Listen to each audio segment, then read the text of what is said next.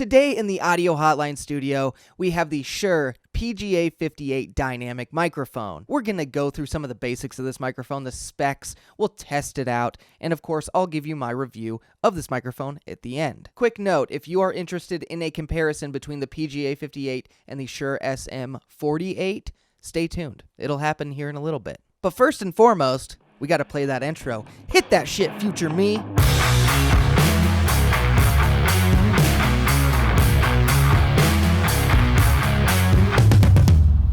Welcome all audio nerds to the Audio Hotline. As I stated before, we have the Shure PGA58. And you know what? I know exactly what all of you are thinking right now. Oh, the PGA58, does that stand for Professional Golfers Association? Does that stand for Producers Guild of America? No, it doesn't stand for either of those. What it stands for is actually, I don't know. I actually don't know. Maybe someone out there knows. You could comment it if you do. But in Shure's lineup, you will see some microphones start with the letters PGA, PG, and SM. The explanation that I could find on Shure's website is that essentially the PGA and PG microphone lineups are entry-level lineups, while the SM series is considered mid-level. The one thing I can definitively tell you is that the A in PGA stands for Alta, and the definition of Alta, according to Google and all of its trustworthiness, stands for American Land Title Association. That can't be right. Actually, the Latin definition of alta actually means high, so I don't know if that means that the PGA series is a little bit higher on the scale of quality compared to the PG series, or maybe the PGA series is meant for people with higher voices. Couldn't find that answer anywhere, so yeah. Well, in the grand scheme of a microphone, I guess that the name and the letters within the name and the definition of those letters don't really matter anyway. So let's go ahead and move on to some stuff that actually does matter. You can purchase a Shure PGA58 online for about $54 to $59, somewhere between $50 and $60 though. There will be some affiliate links down below if you do want to help out this channel. Today I am recording the PGA58 on my Zoom H6 with the gain set at about 58%. But now let's go ahead and talk about what comes in the box with the PGA58. When you purchase the Shure PGA58, you will get the microphone that has a very nice metal build quality, and it includes an on and off switch. You will get the standard Shure microphone clip. However, this package does not include the 5/8 to 3/8 thread adapter. You will get a nice leather carrying bag, and of course, you will get the giant Shure sticker. When it comes to the build quality and the accessories that come in this package, I actually really do like it. I think it's pretty solid for the price. The Shure leather carrying bag is a nice thing to get. This thing is actually substantially smaller than the one that comes with like the Shure SM57 and SM58, but it's still really good. It's honestly a reasonable size. I've never really understood why the other ones are so big, but yeah, no, this is a good one. This is nice. Usually I'm a big fan of stickers, but honestly, Shure's stickers are way too big. This is unreasonable. I don't need to advertise for you this much. Jeez. At least, half this size would be a lot more doable. I don't even know where to put this. The build quality of this microphone is absolutely fantastic, and actually I'm a big fan of the way the on and off button is set up. It's flush with the body, so I don't feel like you could accidentally bump it. I've actually never been a big fan of Shure microphone clips, but it's actually growing on me considering how shitty some of the microphone clips that I've been using recently are.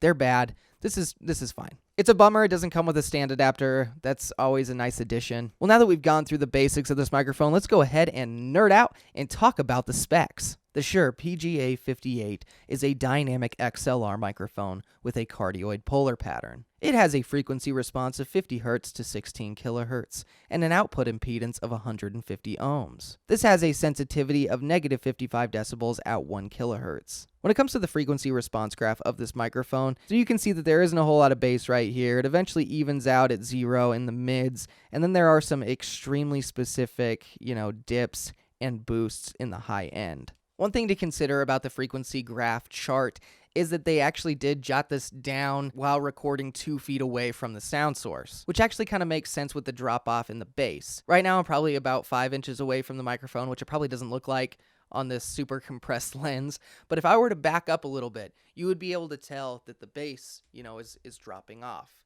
And if I were to get a lot closer, then you'd be able to hear the bass pick back up with the proximity. So that is something to keep in mind, that they were recording 2 feet away when they made that graph. Well, now we've gone through the specs, let's go ahead and test out the Shure PGA58. Just fair warning, while I do this testing, I will occasionally use a windscreen just so you can see what this microphone could sound like with and without some protection. And forgive me if you see a little hair on this windscreen. I've tried to get all of it off, but I was out of town recently and I came home and this windscreen was just on the ground, and it looked like my cats just took turns making love to it. So I don't know. Let's go ahead and start this testing off by getting close to this mic. If you just want to mac on your mic a little bit, if your name's Mike and you like Mac and being Mike Mac Daddy, I don't know what I'm saying anymore, but this is how it sounds when you're close to it. Maybe you prefer macking on a windscreen covered in cat fur. I don't know your thing, but if you like doing that, then here's how it's going to sound. Warning, plosive test is up next. Might get loud. Peter Piper picked a patch of pickled peanuts.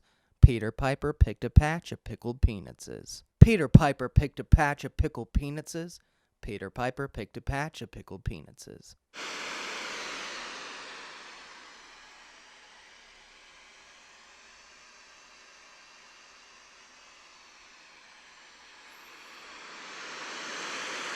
And if you're going to turn this mic around while you're talking into it, then this is how it sounds and how it rejects noise. If you're furiously going to type on a keyboard while you're talking into your microphone, here is how this would sound. And if you want to use this microphone on stage and you're going to be, passing it back and forth in between your hands, putting it on the mic stand, doing usual singer stuff, well, singers that don't play instruments, and this is how it would sound. Getting weird with it. Getting weird. And for all you damn dare YouTubers, here's how this microphone will sound about 3 feet away so it's not in the camera shot. Here we go. Upside of me being clumsy, we know this microphone can take a fall now.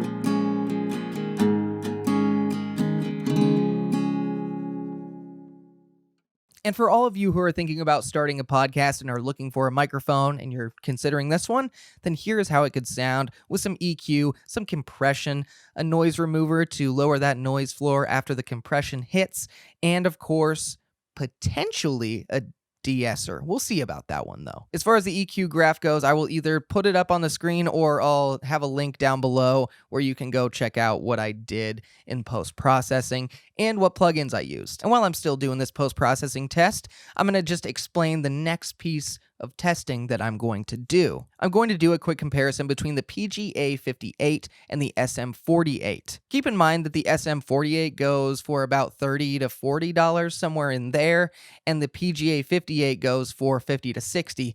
So the PGA58 is a decent amount more expensive, which is interesting though, because as I explained earlier, the SM series is like the mid series, and this is the beginner series. So I don't really know how this is going to turn out entirely, but let's go ahead and test it out. We'll just give your ears a quick break from the PGA58. This is just the shotgun microphone that I use for syncing audio, so it's not a great sound, but hey, I'm refreshing your ears. All right, let's do this test now. I decided to do a blind test on this, so I'm hiding the microphone right now. Here is the sound of microphone A. Don't worry, though, I'm not cupping the grill. I'm not an amateur. This isn't a metal show, even though it should be, because that'd be dope. But this is the sound of microphone B. Once again, here is the sound of microphone A in all of its glory. And here's the sound of microphone B in all of its glory. The camera really just doesn't know whether to focus on my face or my hands. One last time, here is the sound of microphone A. And one last time, here is the sound of microphone B. Do you guys want to know which one's which? Do you want to know? Do you want to know? Okay, fine. Here we go. Microphone B is the SM48, which means by process of elimination, microphone A was the PGA58. You can go ahead and comment down below which one you liked more if you'd like to do that, but I just figured I'd give these two a comparison since they're close in price, even though the SM48 is a decent amount cheaper. All right, now we're back to the Shure PGA58, and since we've gone through the basics, the specs, and the testing, let's go ahead and move on to my review. One thing I'll say about Shure microphones real quick is that they have some lovers out there, some people that just love everything of theirs, and then they have some people that are like, oh, Shure is so overrated, it's garbage, ugh! And honestly, I'm somewhere there in the middle. I love some of their products, and I'm just not a fan of some of their other products. But the one thing that Shure absolutely gets right every single time is their build. Their build quality is absolutely phenomenal. And this microphone is no exception. It has a fantastic build quality. And honestly though, I feel the same way about the SM48. Even though this microphone is $30 to $40, it has incredible build. So that is definitely a big prop to this microphone, as well as just Shure in general. When it comes to the different tests, I actually think that this microphone does pretty well against plosives. A little windscreen can go a long way with this microphone. It helps with plosives a lot. The background noise rejection of this microphone is very good. The one thing that falls short on this microphone that's kind of disappointing is the sound.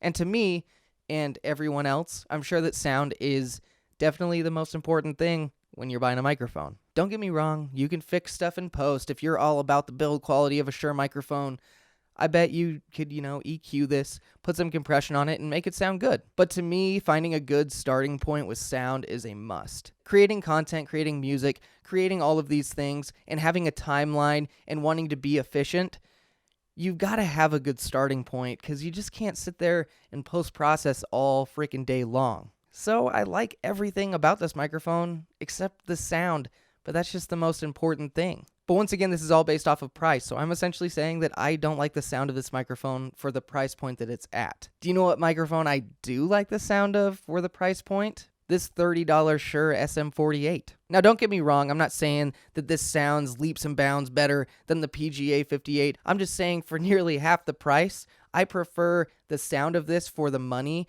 over the sound of this for the money. With the Shure SM48, you're not missing out on build quality, and honestly, you're not missing out on anything.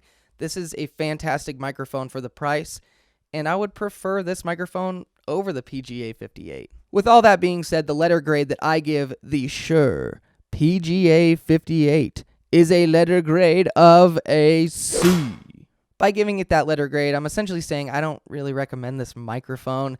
I just think that it falls short on sound, and just overall, I think that there are better options out there for the same amount of money or less money. But I am right on the cusp of it being worth the money, and maybe you love the sound of it, and if that's the case, do it. Go for it. If you're in love with this microphone, don't let me hold you back, bruh. So in summary, I can't recommend this microphone because I think the sound falls short, even though the build is great and the accessories are fine. Thank you for watching this audio hotline review of the Shure PGA58.